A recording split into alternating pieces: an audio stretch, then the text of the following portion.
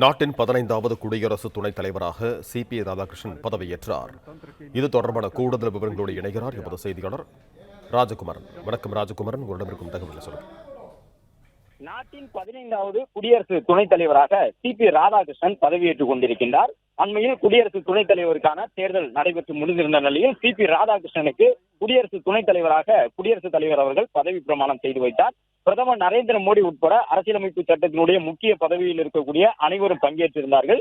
மேலும் ஏற்கனவே குடியரசு துணைத் தலைவர் பதவியிலிருந்து தன்னுடைய பதவிக்காலம் நிறைவடைவதற்கு முன்பாகவே பதவியை ராஜினாமா செய்திருந்த ஜெகதீப் தன்கர் அவரும் பங்கேற்றிருந்தார். மத்திய அரசுக்கு எதிரான கருத்து வேறுபாட்டுடன் இருக்கின்றார், அவர் எங்கேயோ மாயமாகிவிட்டார் என்றெல்லாம் எதிர்க்கட்சியினர் தொடர்ந்து குற்றம் சுமத்தி வந்த நிலையில் புதிய துணைத் தலைவர் பதவியேற்பு நிகழ்விலே தற்பொழுது முன்னாள் குடியரசு துணைத் தலைவர் அவர்களும் பங்கேற்றிருக்கின்றார். அதன் அடிப்படையிலே ஜெகதீப் தன்கர் நாட்டினுடைய 14வது குடியரசு துணைத் தலைவராக இருந்து தன்னுடைய பதவியை ராஜினாமா செய்திருந்த நிலையில் 15வது குடியரசு துணைத் தலைவராக தமிழ்நாட்டை பூர்வீகமாக கொண்ட கோவையினுடைய மக்களவை உறுப்பினர் உட்பட தமிழகத்தில் இருந்து நாடாளுமன்றத்திற்கு ஏற்கனவே தேர்வு செய்யப்பட்டிருந்த CP ராதாகிருஷ்ணன் அவர்கள் குடியரசு துணைத் தலைவராக பதவியேற்றுக் கொண்டிருக்கின்றார்.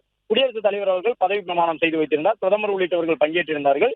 ஏற்கனவே அண்மையில் அந்த குடியரசு துணைத் தலைவர் தேர்தல் நடைபெற்று முடிந்திருந்த நிலையில் காங்கிரஸ், திமுக உள்ளிட்ட கூட்டணி கட்சிகளை உள்ளடக்கி இந்தியா கூட்டணியினுடைய வேட்பாளராக போட்டியிருந்த சுதர்சன் ரெட்டியை விட 152 வாக்குகள் கூடுதலாக பெற்று 452 வாக்குகளுடன் மிகப்பெரிய வெற்றியை CP ராதாகிருஷ்ணன் தனதாக்கி இருந்தார். அதன் மூலமாக தேசிய ஜனநாயக கூட்டணியினுடைய வேட்பாளராக களமிறங்கியிருந்த தமிழ்நாட்டைச் சேர்ந்த CP ராதாகிருஷ்ணன் தற்பொழுது குடியரசு துணைத் தலைவராகி இருக்கின்றார். ஏற்கனவே 2 குடியரசு துணைத் தலைவர்கள் தமிழகத்திலிருந்து உருவாகி இருந்தார்கள்.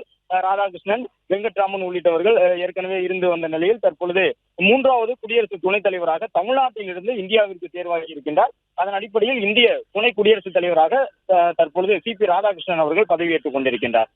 பிளே ஸ்டோர் மற்றும் ஆப் ஸ்டோரில் இருந்து பாலிமர் செயலியை QR கோடு மூலம் பதிவிறக்கம் செய்யுங்கள்.